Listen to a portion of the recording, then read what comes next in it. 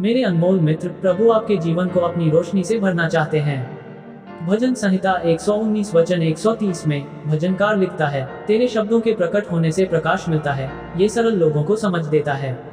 यदि आप डैनियल के जीवन का अध्ययन करते हैं तो आप देखेंगे कि उसके पास बुद्धि और ज्ञान था। हालांकि भगवान ने उसे कुछ अतिरिक्त दिया। डैनियल को विवेक का उपहार दिया गया था, जिसने उसे मनुष्यों की चीजों और भगवान की चीजों के बीच अंतर करने में सक्षम बनाया। इस उपहार ने उसे परमेश्वर की उपस्थिति और यहाँ तक कि राजाओं की उपस्थिति में प्रवेश करने की अनुमति दी। सर्वशक्तिमान ईश्वर आपको समझ का यही उपहार देना चाहता है। आप महसूस कर सकते हैं कि आप सरल हैं और आवश्यक ज्ञान की कमी है, लेकिन जब आप प्रभु को खोजते हैं और जानते हैं, उनके तरीकों को जानते हैं और उनकी उपस्थिति का आनंद लेते हैं, तो वह आपको समझ प्रदान करेंगे। आप प्रभु के सामने चलेंगे और उनका रहस्योद्घाटन प्राप्त करेंगे।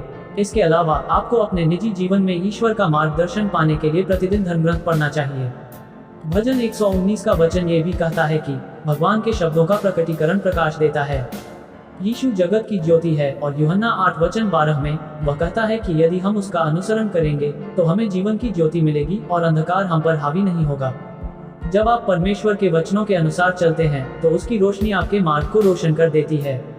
इस्राएलियों ने इसका प्रत्यक्ष अनुभव किया। जब फिरौन की सेना ने इस्राएलियों को मारने के लिए उनका पीछा किया तो वे परमेश्वर के निर्देश के अनुसार लाल समुद्र के पार चले गए। यहोवा की आज्ञा मानकर और उसके मार्ग पर चलते हुए बादल का वह खंभा जहां स्वर्गदूत था इस्राएलियों के पीछे और मिस्रियों के सामने खड़ा हो गया। जैसे ही रात हुई, बादल के खंभे ने मिस्र की सेना पर अंधकार ला दिया, जबकि इस्राएलियों को रोशनी प्रदान की।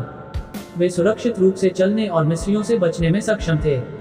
हालांकि जब बादल उठा तो मिस्र की सेना ने अपना पीछा जारी रखा, लेकिन लाल सागर का पानी तेजी से नीचे आया, जिससे वे सभी डूब गए और मारे गए।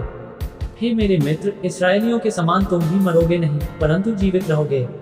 आप परमेश्वर के वचन से आने वाले प्रकाश से जीवित रहेंगे और अपने जीवन के सभी क्षेत्रों में विजय प्राप्त करेंगे। प्रार्थना। अनमोल स्वर्गीय पिता, कृपया अपना वचन मेरे जीवन में बोलें। मैं प्रार्थना करता हूं कि आप मेरे लिए एक नया द्वार और एक नया मार्ग खोलें ताकि मैं अपने जीवन के लिए आपके वादों और आशीर्वादों में प्रवेश कर सकूं।